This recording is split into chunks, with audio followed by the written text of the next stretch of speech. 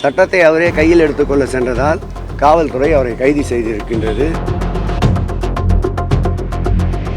சமாதானம் பேசுகின்ற அனைவரையும் கோழைகள் என்று நினைக்க வேண்டாம் என்று ராஜாவுக்கு அறிவுறுத்த கடமைப்பட்டார்.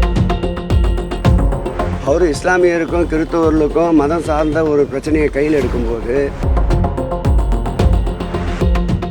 வெள்ளத்தி மரத்தை பார்வையிட்டே தீர்வுன்னு சொல்லி ராஜா மலை மேலே போனது அவர் கைது பண்ணிருக்காங்க. ஒரு வருஷத்துக்கு 12 பேர் கைது பண்ணியிருக்காங்க. தொடர்ந்து இந்த பிரச்சனைக்குள்ள இந்த விவகாரம் பெருசாகிட்டு எஸ்கலேட் ஆகிற மாதிரி இருக்கு. என்ன காரணம்? ஒரு காரணமும் இல்லை. இனத்தால் மதத்தால் மொழியால் மக்களை பிளவுபடுத்த முயற்சிக்கின்ற தீய சக்திகள் அந்த சக்திகள். இந்த அரசை பொறுத்தளவில் சட்டத்தின் ஆட்சி நடைபெறுகின்ற அரசு இந்த அரசு. சட்டத்தை யாரெல்லாம் கையில் எடுத்துக்கொள்ள நினைக்கின்றார்களோ அவர்கள் மீது முதல்வரின் இரும்பு கரம் பாயும். அந்த வகையில் தான் நேற்றைக்கு சட்டத்தை அவரே கையில் எடுத்துக்கொள்ள சென்றதால் காவல்துறை அவரை கைது செய்திருக்கின்றது. மென்மையான போக்கை கடைபிடிப்பதால் சமாதானம் பேசுகின்ற அனைவரையும் கோழைகள் என்று நினைக்க வேண்டாம் என்று ராஜாவுக்கு அறிவுறுத்த கடமைப்பட்டிருக்கின்றேன்.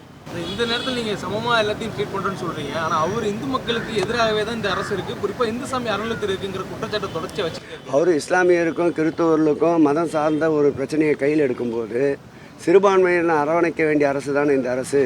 இது எல்லோருக்கும் எல்லா மாநில அரசு. இதில் ஜாதி மத பேதங்களுக்கு இடமில்லை. இந்துக்கள், இஸ்லாமியர்கள், கிறிஸ்தவர்கள், ஜைனர்கள் அனைவரும் ஒன்றென பார்க்கின்ற இந்த அரசில் சட்டம் எங்கு மீறப்பட்டாலும் சட்டத்தின் விதிமீறல்கள் எங்கிருந்தாலும் அதன் மீது நடவடிக்கை எடுக்க இந்த அரசு தயங்காது.